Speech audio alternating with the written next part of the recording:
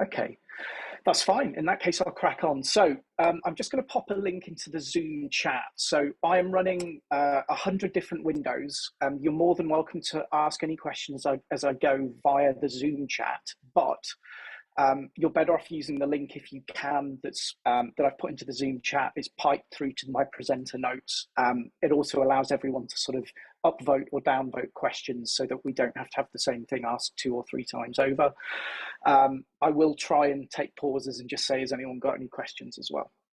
Okay, let's get cracking. So a summary of what I'm going to try and deliver for you guys today are tools to help you measure and increase your website's performance, engagement, achieve the goals for your various sort of businesses and niches. UX and UI. So UX and UI are abbreviations for user experience and user interface. They're usually mentioned in the same sentence because they are quite tightly coupled. I'll go into some more detail around that shortly. Just going to welcome Ofeli. I hope I've said your name correctly. We're also going to be talking about security. This is something that I feel doesn't get enough emphasis, particularly with the sort of state. Q&A session is closed at the moment. Interesting. It should be open. Just bear with me. I may have to start a new one and give you guys a new link. It seems to have expired, I think.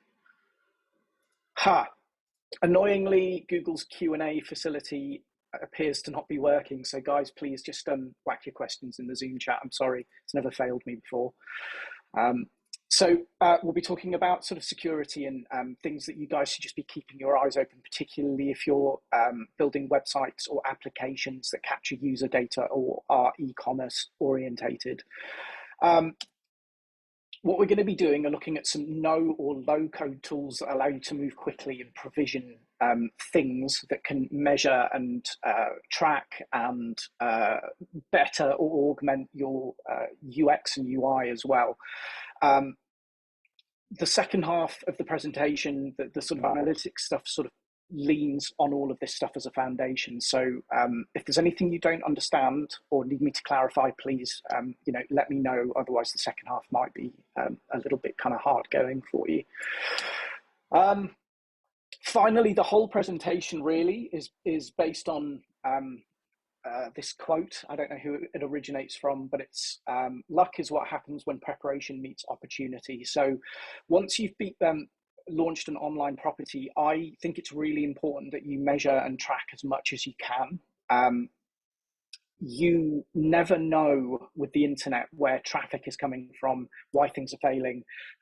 You may also be able to identify sort of strange little niches that your business can pivot into, content that you can be creating, that sort of thing. So everything's really about creating luck, but try not to get too carried away. You don't need to measure absolutely everything, but it's important to experiment and measure what you can. I've given you guys a little background on me. Here's a summary for anyone that missed it. I don't think I need to kind of go into that too much. Does anyone have any other questions about my background or anything like that? Cool, that's brilliant. Okay, so there's a fair bit of jargon involved in the entire world of web development. Some people know some of this, some don't. So I'm not going to try and educate you in computer science, but I'm just going to cover some terms that I'm going to be using a lot. You've probably heard a lot, but may or may not have a sort of clear understanding of. First one is HTML or hypertext markup language. So this is the code that formats a web page. It's not really a programming language. It's dumb. It really just tells the browser what color to make things, how big to make things, the font face, that kind of thing. The next thing is JavaScript. So JavaScript tends to work alongside HTML and is what facilitates things like marketing tools, analytics tools, perhaps adds a layer of interactivity to your HTML, things like pop-ups, animations, that sort of thing. Tag managers are predominantly becoming the sort of industry standard for provisioning JavaScript. So I'll cover these in detail later on, but you can think of them as being JavaScript managers, maybe, or a tool for easily deploying JavaScript without being able to program. DNS is something that you are using every single minute of any sort of internet usage that you've experienced, really. So this is called the domain name service. So if you guys, well, you have all, I imagine, registered domain names, that is a domain name service. I'll be covering about some tools around DNS that should be useful to you. So that's why it's in here. SSL. So for anyone that doesn't know, SSL represents the secure connection between your website and your end users. It's often identified as a padlock in the address bar when people visit your website. So if you have noticed a website that your browser's saying is insecure or anything like that, it's usually because it has bad SSL or no SSL. Again, there's layers to that, but we only really need to know it's about the secure connection between your users and your website. UX and UI I covered in the previous slide. CDN stands for Content Distribution Network. I'll be banging on about this a fair bit, so I'll repeat it. Don't worry about sort of the meaning of it too much, but it's about how your website can be syndicated across the planet, essentially. So the first thing that we're going to be talking about turbocharging is the speed of your website. So the reason that I'm sort of talking about this at this point is because Google tends to prioritize getting relevant information to users as quickly as possible. So site performance is widely acknowledged as being a significant attribute of why your website may or may not rank as highly as a competitor. The performance of that website on a mobile device is also going to affect things like your UX, your user experience. So particularly on fast loading sites, you're going to see people that stick around. A lot of people will open multiple tabs and browse multiple websites for whatever it is that they're looking for. And the fact that yours loads half a second quicker than a competitor's has been proven statistically over and over again. There's some examples on the screen here, to be extremely important. So I appreciate some of these are talking about upticks of 1%, 2%, but these are in businesses with multi-billion-dollar turnover. So that 1% is relationally quite high. At the smaller end of the scale, for sort of mom and pop or SME size businesses, you tend to see turnovers increase of sort of anything up to 15%. So SEO is a big one to be sort of conscious about in terms of turbocharging your website. Optimizing something called bounce rate. So bounce rate is basically the likelihood or the percentage of people that get to your website and then just leave, usually because they don't see what they want or your website doesn't load quick enough. This is the number one, I think. It's not very exciting, unfortunately, but it's one of the most important ways to turbocharge your site is to be conscious of speed. Most SEO companies will take speed into account, and you need to make sure that your SEO practices meet not just only the sort of the content side of things, but also that they're kept quick. There's no point having a fantastic blog post with beautiful photography if it's going to take 15, 20 seconds to load on a mobile phone with 3G, for example. I'll be going into some more depth in that shortly. And then, of course, the user experience. This is really the overarching aspect that we're talking about. Okay, so with all of that taken into account, we need to understand what makes a website fast. So the metrics around this are changing all the time. It's technology. Things are redefined, they move on, they grow. But some things that haven't changed too much are it's code. So if you've got a badly written or bloated website, it's going to slow you down. The way it's delivered. So let's say you've got some beautifully well-engineered code. If it's delivered too far away from your end users, so say, for example, you end up with a server in the States and your audience are predominantly based in the UK or Europe, there is a delay in delivering that website. Now, we're talking about hundredths of a millisecond sometimes, but these are the scales that Google measure this sort of stuff on, and there can be a perceivable difference as things like images, the distance the code has to travel to get to the end user, it sort of adds up. The next thing is your hosting. We'll be talking a little bit about that today, but I don't want to get bogged down with it. I actually think that hosting is less of a problem. It's making sure that your code and your website is something that you can move around. You need to be able to leverage the best technologies possible. So don't worry too much about the hosting. Worry about having a great portable website. I'll come back to that. Actually, this next point should be what makes a website slow. So the number one thing that I see that tanks a website's performance are large images. So we'll be talking about tools that let you easily optimize them. I think you guys in particular are in a very visually led industry. So your products and services and just everything you do, people want to see them. They may not be in a position to physically visit you. So yeah, having strong imagery is really important, but having great imagery that's badly delivered could cripple your site. So again, I've mentioned UI and UX here. So if you've got a well-coded website with well-optimized images that's on a server close to your users, but it's got a really kludgy interface, you're going to have a bad user experience. So generally speaking, what we're gunning for is minimizing the number of clicks between someone seeing your website and them getting to what they want or what you want them to get to. People can get very kind of carried away with creative aspects of their websites. So it is good to make a creative statement, particularly if it sort of reinforces your brand, but just make sure that you're not being overly clever. Ultimately, online users tend to be, I want something and I want to get it as quickly and seamlessly and as assuredly as possible. So Betheli, if we use Shopify, can we assume some of these issues will be resolved? Yes and no. So firstly, I'm a massive Shopify advocate. They are fantastic. If your business is new, there really isn't a better way to get online. Longer term, if you're looking to turbocharge that business, Shopify is still viable. And it really depends on how you want to sort of pay for these things.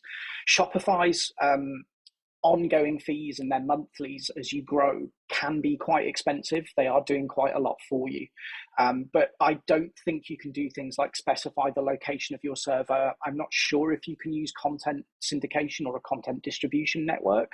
And I do believe there are limits in terms of the third-party tools you can deploy. So they have their own concept of an app store. But in terms of allowing you to deploy something a developer's made for you, or perhaps third-party tools, some of which I'll show you today, they will limit that because the platform your website is on is the same platform that they're using to service thousands of other customers. They want to keep that safe. They want to make sure that their resources are evenly distributed. So if they open it up to third-party tools that could, say, abuse that or drain it, there will be some limitations. It makes sense. With all that said, I think Shopify should mitigate most, if not all, of these problems for you. I will show you how to measure Shopify in terms of how well it's doing some of this stuff as well, which should be useful. Any other questions before I move on? Okay, marvelous. Okay, so a quick word on choosing a host. I really don't want to spend a huge amount of my pleasure, Feli. Choosing a web host is a real minefield. I will no longer recommend web hosts. I've been with some hosting companies for 10 years and then they've just become the worst thing in the world. The hosting industry has become one of acquisition. If you think about it, what they do is get thousands of customers, do them a great service, and then just sell the business, which probably wasn't profitable, but is valued on the basis of having a large customer base. So don't cheap out on your hosting, because a hosting company that's offering cheap hosting means that the hosting isn't the product, you are, which is becoming the increasing sort of narrative with Facebook and Google and online businesses. I would never badmouth any business, but there's one that I would, and that's GoDaddy. So please be wary of GoDaddy. They do some excellent marketing. GoDaddy own dozens of hosting platforms, Media Temple, and a bunch of others.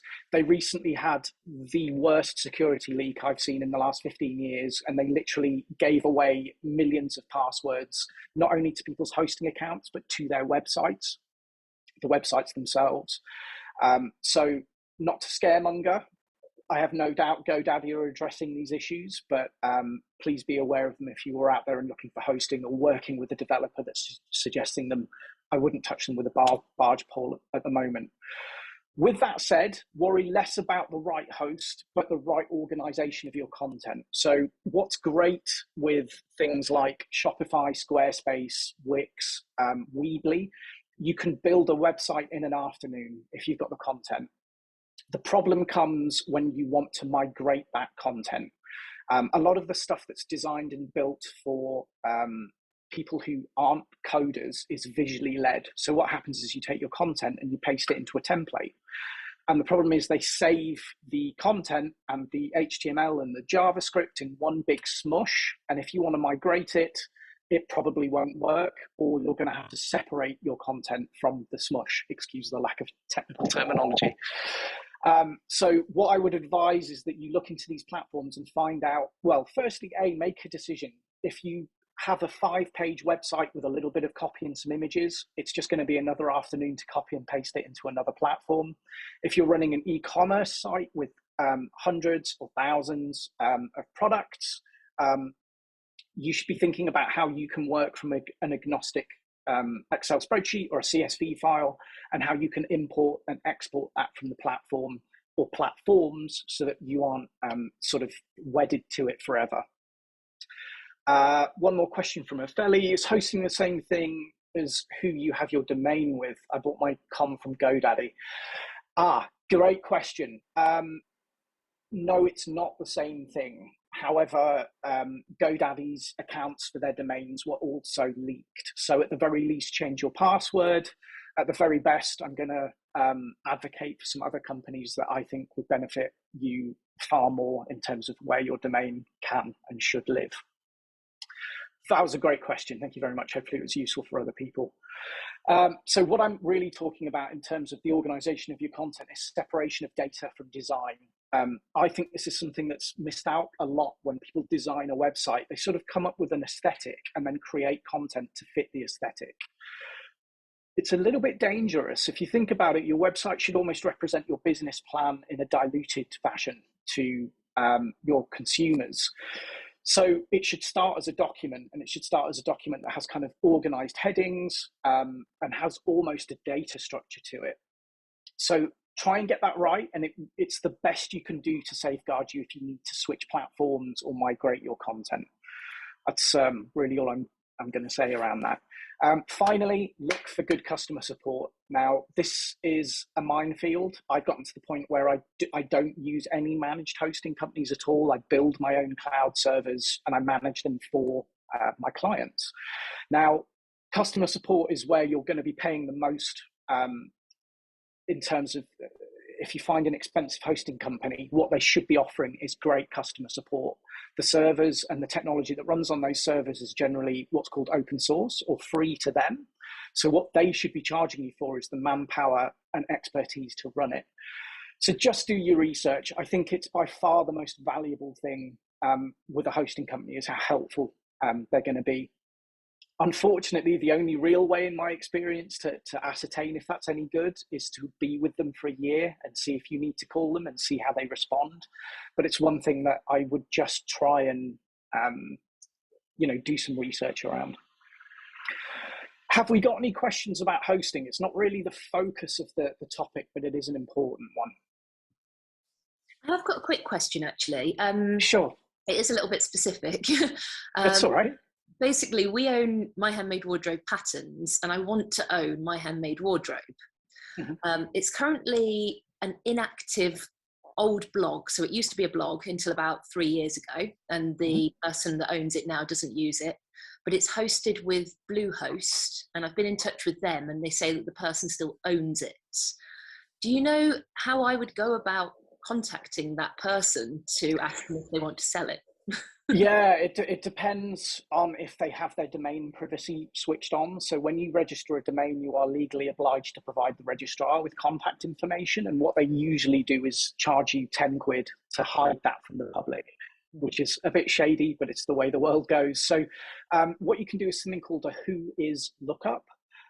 If you have any issues with that, please drop me an email, crowe.zaid, crowe.zaid@gmail.com. And I can run that for you. You might get lucky. I think I found that it is hidden. Yeah, sadly, there's not much. Yeah, I mean, you could try leaving something in the comments of the blog or digging around to see if they've got their email address on there. But outside of that, there's not much else you can do. There are services that allow you to snipe a domain. It's a little bit unethical, in my opinion, because people do innocently forget to renew their domain names. But at the same time, it's business. So if you want to get in there, waited 3 years and they haven't actually got, it's currently just a hosting site. It just leads to Bluehost. So it's not actually even got a blog connected it's to it. likely abandoned. Yeah. I'm pretty sure Some people do hoard domain names on the basis that someone will pay a 3-figure sum for it or whatever. Yeah, sadly, in terms of trying to track them down, all I would do would be some, online sleuthing. Can I find some remnants of the business on Company's House, that sort of thing. So yeah, sorry. Okay, question from Ismay. How much would you pay for good hosting? I'm with EK Web Hosting on a managed WordPress package and they charge about £75 a year. So this is a good question. Has your website worked? Has it been quick enough for you? Have you had any issues with the hosting, Ismay? They seem pretty good, actually. They're based in Mansfield, so I can always talk to them whenever I want to. And they have like a ticket service where you put on problems and stuff. But obviously, they're only hosting, so there's only a certain amount of things they can do anyway. So perfect, as long as they're transparent. So I'm about to sound like I might have a grudge against WordPress, and I actually love WordPress, and I'm a massive WordPress advocate. Hosts offer very economical WordPress hosting, but then don't want to get involved with WordPress at all. So for how much you're paying and the fact that they're being transparent, and I hope haven't sold you the dream of being WordPress support, I think that's fine. To give you an idea, a host that would concern themselves over WordPress, things like keeping your plugins up to date, fixing it if a plugin conflict happens or anything like that, you could easily be paying that a month. And that might be a fair price depending on how complex the website is, basically. So it's a real how long's a piece of string thing. But I think that's a fair price for what they're doing for you. And if it's working, that's brilliant, to be honest. Any other questions? Okay, wonderful. I'll move on. Okay, so on to some slightly more interesting stuff. So a lot of people kind of load a website up, especially when it's their own, and they maybe don't give it too much thought in terms of its speed, and it can be a really difficult thing to eyeball. There's also a lot of stuff that's happening under the hood that's to do with the way that the HTML is rendered and the JavaScript interacting with the browser and that sort of thing. So how can we measure this? How can we get an idea of if our website is perceived to be faster by Google, which is essentially a computer and not a human? So there's a few tools out there. I'm going to touch on these probably in the next half, actually. One is something called Google Lighthouse. By the way, all of these tools have like a level that I think anyone can understand, but they very quickly, you can dig in as much as you want to. So I'll give you a little bit of a guided tour around them. I'll just cover them in summary. So Google Lighthouse attempts to give you an insight into the way Google's bots perceive the speed and performance of your website. It covers, in fact, I will very quickly show you a report and we'll get into the details. So this is a website that I'm working on with some students at the moment. And you can basically whack a web address in. It lets you look at the performance on mobile phones. You can see that this website's not doing great on mobile phones. On desktops, it's doing really well. And it helps to identify problem areas. So at the moment, we can see we've got some unused JavaScript on the page. We've got some third-party resources. So this website has a Vimeo video in it, and it's actually bringing the whole performance of our website down. We need to look at how to address that. I'll delve into these more during the sort of analytics section.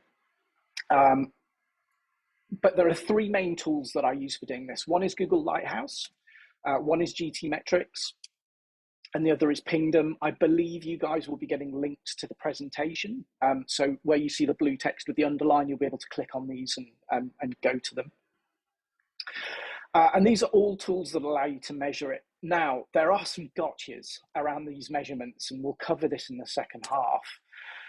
The metrics for speed are changing. I feel like every time I look at Lighthouse, there's some new metric or some new thing that I need to hit. It can be really addictive to try and be hitting 100% or getting every single thing ticked off.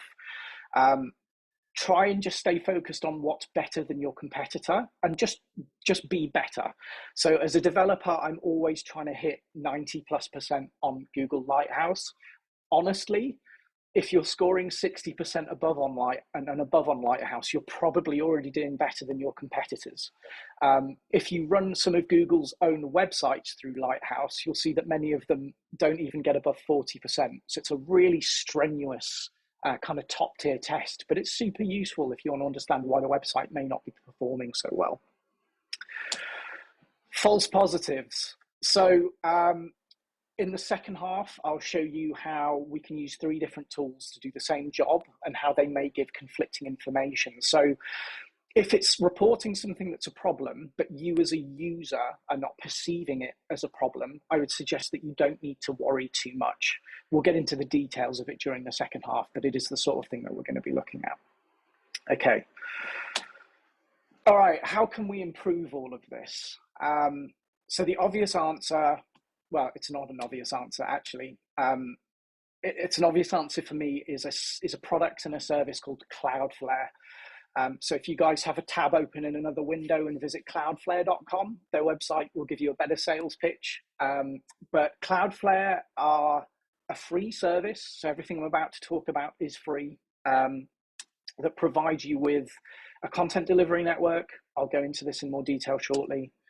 You'll get free SSL. So if your current host are trying to charge you for an SSL certificate, you can get it for free from Cloudflare.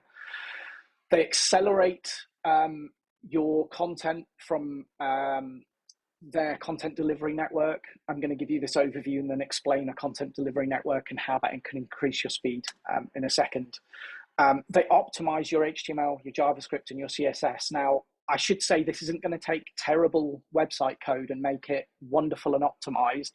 It's just going to squeeze it as much as it can without breaking it. But sometimes that can be enough to give you that half second above a competitor. They also offer an image optimization service. So I don't know if you guys sort of struggle at the moment or not with uploading images to your website. Sometimes it can be a real battle to get the size and resolution and quality of the image without it looking pixelated in order for it to be a small enough file size to deliver to a phone.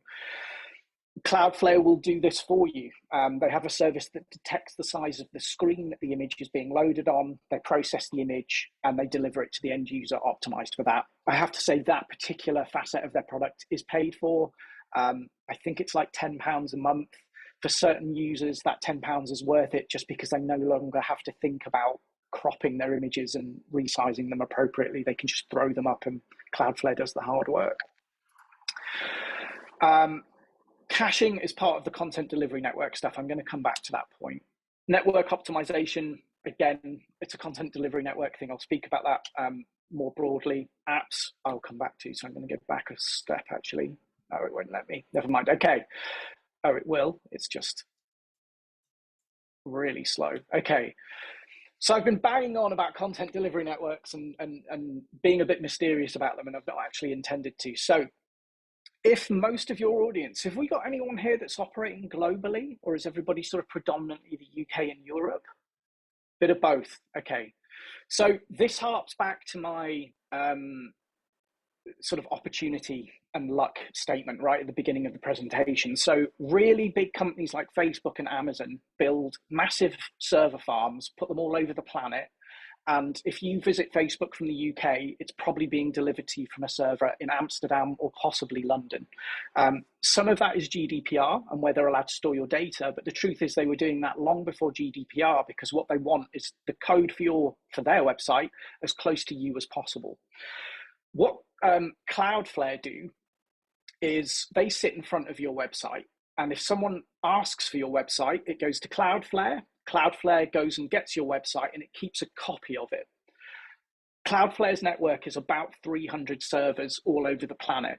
So if someone, for example, in Glasgow tries to visit your website, most traffic from Northern Ireland and the UK all goes via London. But actually, Cloudflare have a server in Manchester. So if it's the fastest route, Cloudflare will serve your website from their servers in Manchester. That can shave, half a second off your content delivery time. The other thing this can do is if you're starting to see customers perhaps in regions that you weren't anticipating. My brother runs a perfume company. He's recently just blown up in Spain.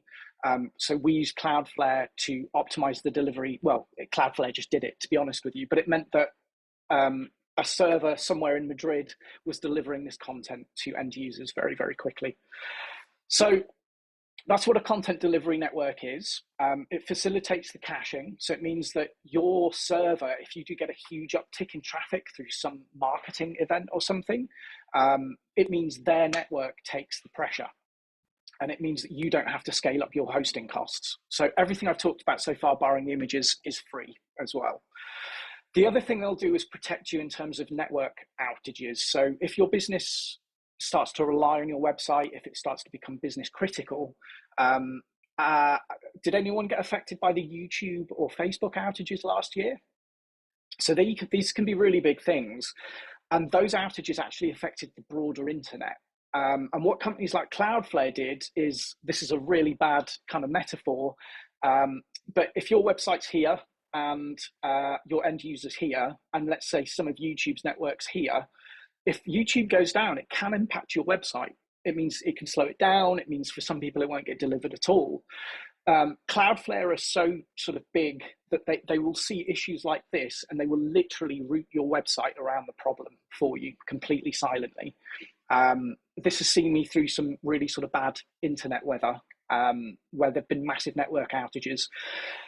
I'm not saying it will never fail, but it will help you as a small business sort of weather these massive things that happen on the sort of broader internet. Obviously, with everything that's happening in Russia at the moment, that's also a consideration.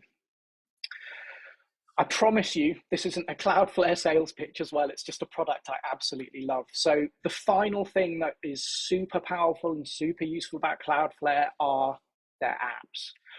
So I'm just going to switch over to an example website here. It's really not very interesting. It's pretty much just a holding page. So you can see at the moment on this website, I do not have a cookie consent form. So if you're running like Shopify or something like that, I'm sure they offer you the ability to quite easily do this as well. But if you're not, or you don't like the way Shopify do it, or you're looking for some sort of app that you can't find a WordPress plugin for, or a Shopify plugin, or whatever it is, this is where Cloudflare can kind of come to the rescue. So I'm logged into this website's Cloudflare account, and they have a facility called apps. So I'm just going to demonstrate a really simple app to you guys, but you can see here that they've got apps for just about anything that you can think of. They've got chat clients, they've got disabling right click if you want to protect your photography, they've got site search, they've got text effects for typing. There's hundreds, there's possibly thousands actually of tools in here. Some are SEO audits, security protection, all this kind of stuff. I'm just going to show you how this works. You guys should go off and sign up for this and get your own feel for it. So I just want a really quick cookie consent solution for my website. So I do a quick search for cookie. I wonder if I should filter a bit more actually. Yeah, I'm not going to worry about it. So I don't know, let's try out cookie consent. So this takes a second to load, which is the nature of it. And we can basically preview this app installed on our website without the public seeing anything at all. This particular plugin is completely free. Just be warned that some of these plugins are essentially a sales funnel to try and get you to buy a bigger product, but they should do something useful even in their free guise. So let's check out the preview.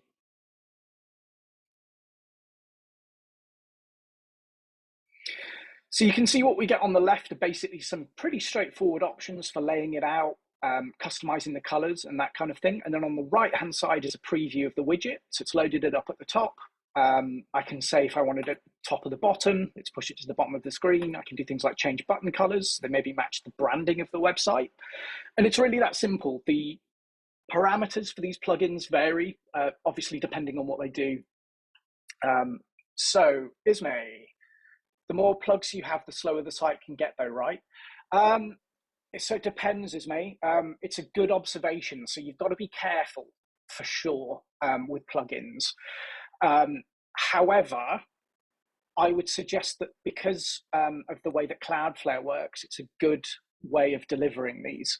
Now, having heard you say that you've got WordPress on the go, I don't want to get too derailed, but the world of WordPress plugins is, well, in plugins in general, is very murky. So in the world of WordPress, a lot of plugins are written for free and given away for free.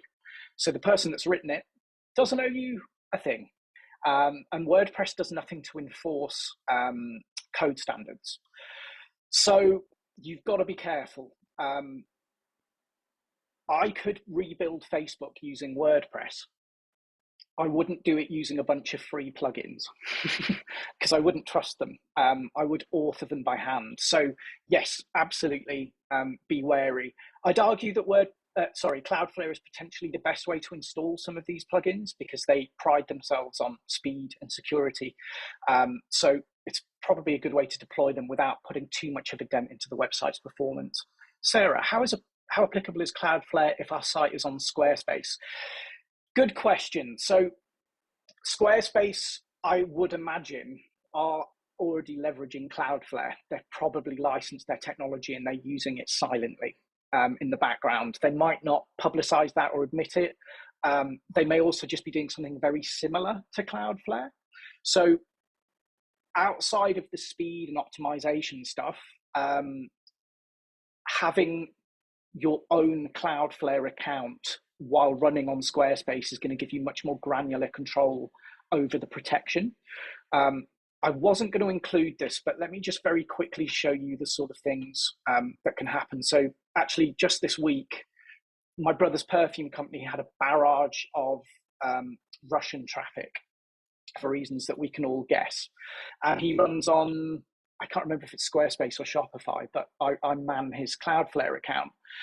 So what we were able to do under the security section of Cloudflare was using the firewall, we literally just banned Russia. Right. So I'm pretty sure that Squarespace don't give you the capacity to do this directly, but you can just click create firewall rule, give it a name, select what you want to block. We picked country equals and selected Russia. And obviously his website traffic dropped, but he was also getting less sort of fraudulent checkout attempts and that kind of thing. So, and it's easy to turn off. If you don't want it anymore, you just delete the firewall rule and it's done. So very powerful. I also think, if Squarespace go down, it means you can log into Cloudflare and point the domain to another website. Domain propagation, so when you tell a domain where to point to, can take 24 to 72 hours. At Cloudflare, the longest I've seen it take is about 2 minutes. Right. So it's just, I should probably go get a job for them. That also stop spammers? Oh, sorry, could you say that again? So it is worth considering what they could do for us once our site is running on Squarespace. It's still an option for us. I think so. It's the free tier has been free for about 15 years. And yes, they do try upsells, but I cannot believe how much they give away. And if you end up starting to pay for something, you really probably need it or the business is doing well. So yeah. And at the end of the day, there's nothing stopping you leaving Cloudflare. There's no lock-in either as well. They've just been a godsend for me and my clients. So I always speak really highly of them. It's literally never failed me. I've spoken to their customer support once and they very politely told me that I'd misunderstood something. So it wasn't even their fault. Ismay, yes, it can help stop spammers. I tell you what, let me just check what the next couple of slides look at, because I think this is valuable for everyone. So it depends on, I'm assuming you're getting spammy blog comments and that kind of thing. Cool. So I can't remember exactly where this is in the settings, but you can actively ask Cloudflare to be more paranoid. So all sites put onto a medium paranoia. And what they do is if they see IP addresses that are being associated with hacks or data breaches or anything like that, based on your security setting, they'll either outright block the IP address or they'll issue a challenge. So I don't know if you've ever visited a website and it says, you look a bit suspicious. Can you fill in, pick whatever it is, show all the fire hydrants in a photo. So you can do all that sort of stuff. You can block them. The list goes on and on and on. It's a very deep, rich product. So even if you don't get into all of this, I promise you, your developer or your agency will thank you for having these tools available to you. Okay, any other Cloudflare questions, before moving on? Okay, wonderful. We've covered security, I think, in all its glory at this point as well. So the next sort of aspect actually very cleanly brings me to, I think, that they may already be at your host. So just dig around in the documentation and see if there's a pre-existing Cloudflare integration. SiteGround are a very large GoDaddy style host that I believe have Cloudflare sort of baked in, as long as you've bought your domain through them. But talk to their customer support and I'm sure they can kind of advise on that. Wow, I don't think I've ever timed a presentation better. So I've hit my favorite slide. We need more power. So the next presentation, which we'll pick up at with the analytics and stuff, is what do you do if you need even more control and that sort of thing. So I tell you what I'll do. We'll pause here. I think Ben has said that this meeting is going to remain active. Let me just double check. Yeah, it's up to you guys. If you're hanging around for the analytics one, I think I'm just going to turn my video off and mute, take a 10-minute break, grab a coffee for my throat, and I'll pick up here. But any questions in terms of what we've covered so far? No? That's great. Okay, all right, guys. Well, let's take that 10-minute break and I'll see some of you back here in 10 minutes. Thank you. See you soon. Cheers, guys.